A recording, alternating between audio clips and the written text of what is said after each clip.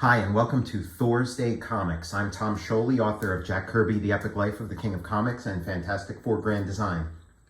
And today we're going to be looking at Journey into Mystery number 84, the second appearance of Marvel's Thor, created by Jack Kirby, Stan Lee, and Larry Lieber. The new sort of Marvel Masterworks, they made these pretty nice little smaller than regular trade paperback sized collections of like the early issues of each story. And I have the Marvel Tales number 3 reprint of this story, but I couldn't find it, and this is like a handy way of reading this story. So if you can't find your much more beautiful newsprint editions. So we got one of those, what became sort of Marvel's trademark for a while were these very talky covers. And you can imagine, Stan Lee being as verbose, loquacious as he is. You can see why this idea would appeal to him and why it would be a successful approach. Use what you got, and he definitely had a way with words. And so we have this cover. How can I do what I must without revealing my most precious secret? Ready, aim, fire. No, it's hopeless. Even Thor can't save me now. So yeah, we got Don Blake, Thor's alter ego, in front of a firing squad. And this issue, it's pretty enjoyable. It introduces a lot of elements that flesh out the series, expands the characters a little bit. It's maybe got a little bit of the sophomore slump. This army in the fictional South American country San Diablo, which means holy devil or saint devil. It's not quite as original or fun as the Stone Men of Saturn, but it's still a pretty lively comic. You get the recap of Journey into Mystery 83, the first issue, the previous issue. Pretty nice, quick little recap of what happened there. It's a very new comic with a very new character, so you got to get everybody up to speed, and does so in one page. And now we're getting to see Don Blake in his element. In the first issue, he was on vacation.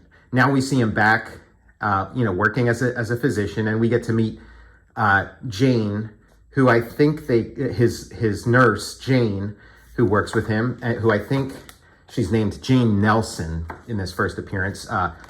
Stan, pretty famous for forgetting the names of characters, by his own admission, referred to Peter Parker as Peter Palmer in the first issue of Spider-Man, and here, gives her the name Jane Nelson, later becomes Jane Foster. So she's sort of pining away for Don Blake and, in love with him and wishing he'd make some kind of move. And the reverse is true. He's in love with her, but he can't profess his love for her. So we get that sort of classic, romantic setup that we see across the whole Marvel line as it unfolds. Of course, the Marvel comics, they spin out of, obviously, the superhero tradition, but they also spin out of the monster comics and romance comics that, Jack Kirby and Stan Lee had been working on prior to this. So the sort of romance triangles, a nurse having a crush on her doctor who has a crush on her, and neither one can say it. That's a stock setup in a lot of those old romance comics that the team worked on individually and together. So anyway, the plot starts going. It's actually a pretty good plot. There's a lot of fighting going on in San Diablo, and so doctors are volunteering to get on a boat and travel to San Diablo to help out the situation, and Don Blake is one of them, and he goes, and you see a lot of these kind of trips in early Marvel comics, getting on a boat and going somewhere, and I think of like Jack Kirby, going off to Europe and then coming back home, aboard a ship. It's just sort of, part of his life and part of his story. So it makes sense that it pops up as a recurring element in his comics. And, this also sort of reminds me of a world's finest story with Batman and Superman, of how they first meet, and they're both on a ship, and then it gets hijacked, and then they both, get into their costumes and happen to like bump into each other and learn each other's secret identity, and just sort of part of the fun tradition of superheroes. Because this also the Marvel superheroes were a reaction to some success that DC was having with their superheroes. So they do take some cues from those stories. I think that Jack Kirby and Stan Lee and the whole crew did a much better job with these tropes and sort of, left the competition in the dust. But they do owe something to it. And these early Marvel comics are sort of the ones that are closest to those DC comics of the era. Still head and shoulders better, but definitely closer cousins. And so, Thor picks up his hammer. The handle of the hammer is a lot longer than what ends up being as the iconography of the series solidifies. So there's planes circling the boat, and they're going to try to sink the ship.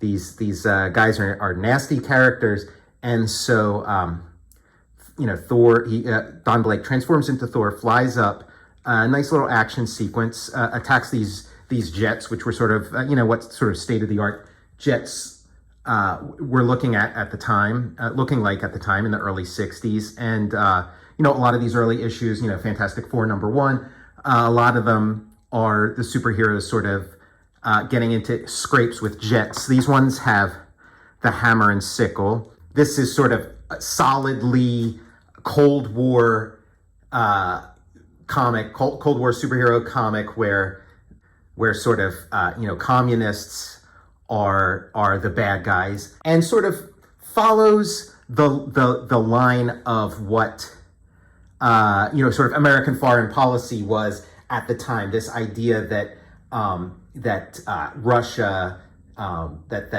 communist Russia, they were trying to infiltrate and take over other countries, and the idea that Russia was sort of stoking revolutions within various countries. That policy sort of said these weren't genuine people's uprisings, but were actually instigated by Russian agents. So this comic falls right in line with policy, which it's the post Comics Code era. And I would imagine that Jack Kirby and Stan Lee probably at this point in their lives, at least, were not couldn't imagine being critical of American foreign policy, and kind of went along with it. And maybe towards the later 60s, as sort of the anti-war movement and things progressed, maybe they had sort of changed their minds about some of these things. Maybe not. I mean, we don't know for sure. They're definitely playing to an audience and playing to what they imagine as sort of the rules of the time, and not wanting to sort of make waves. The Marvel comics were sort of adopted as countercultural icons at the time, but the question is just how much of that sentiment is shared by the creators and of these comics, and I wonder myself, when I read these, because this very much reads as sort of like maybe a propaganda piece that and that Thor is almost like American sort of interventionist philosophy at the time. This idea that San Diablo is a fictional country. It's not necessarily modeled on any one country, but this villain in here, who they call the Executioner, seems like he's modeled on Fidel Castro, who was sort of, like in the news at the time, and a major sort of, figure, and so Thor is kind of like, Thor is almost like a one-man Bay of Pigs invasion here. Except he succeeds in his mission. He goes in there, and it's Thor versus tanks. It's Thor versus soldiers, and the tanks bearing the hammer and sickle of the USSR. These Marvel superheroes fighting tanks. It's always fun. It's always, I think of the Hulk or whatever. It's kind of a nice visual.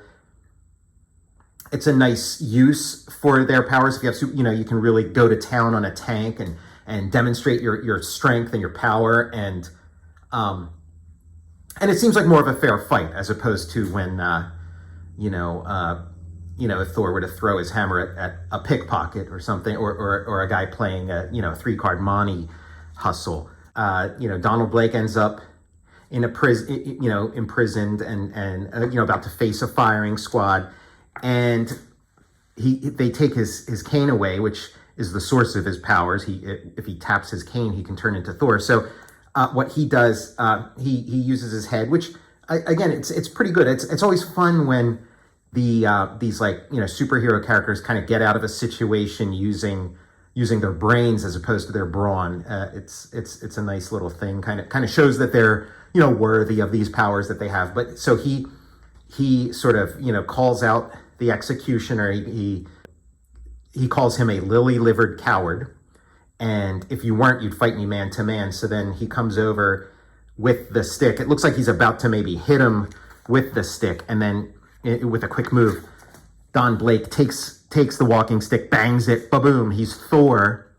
And nice little innovative use of his powers, as we see again and again in sort of Jack Kirby comics.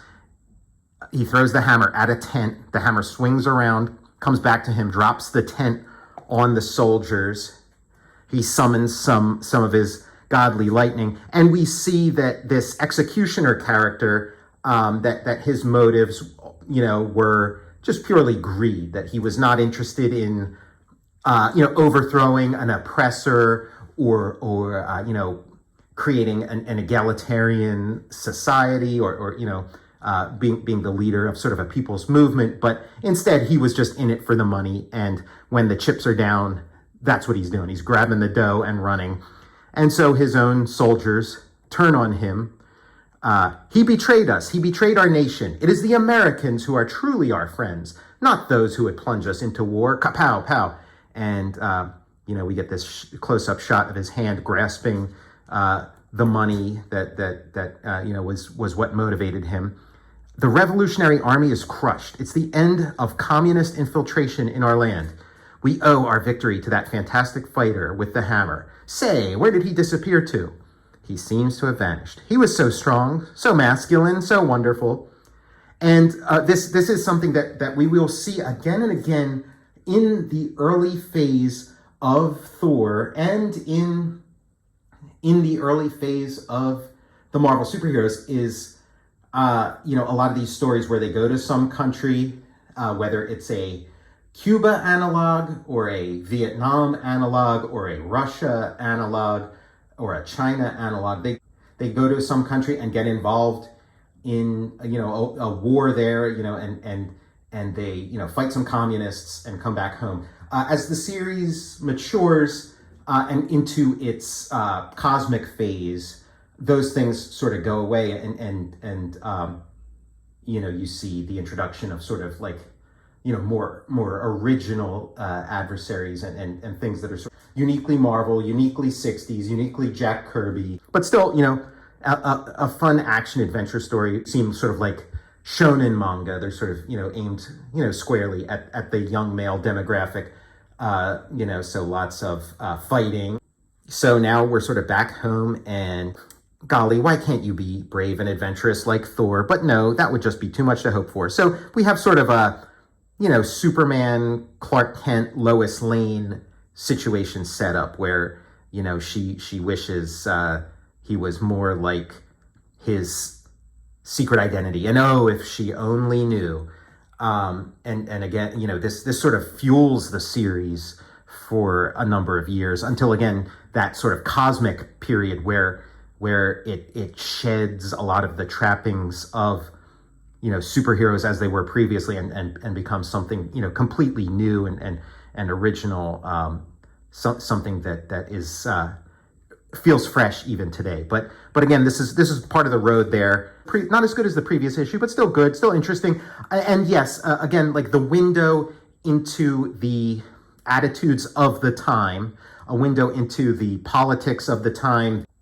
It's a period piece, and so we have some distance. We can sort of, you know, learn a little bit about what some of the fears were, you know, at the time that this was made, a time, you know, before me or before I'm sure much of the audience was even born. So there you have it. Journey into Mystery, number 84. Next issue. This is what I thought this was the second issue of Thor, but the next issue, Journey into Mystery 85, the introduction of Loki, which is, you know, pretty great. And again, we got the introduction of Jane Foster here, Thor's love interest for many, many years, and you know, his love interest in the movies. And we're going to get his nemesis, you know, his ongoing adversary, you know, throughout the series, and you know, a superstar in his own right, especially since the Marvel movies. This has been THORsday Comics. I'm Tom Scioli, author of Jack Kirby, The Epic Life of the King of Comics, and Fantastic Four Grand Design. And please join me next week for Journey into Mystery number 85, Trapped by Loki, the God of Mischief. See you next THORsday.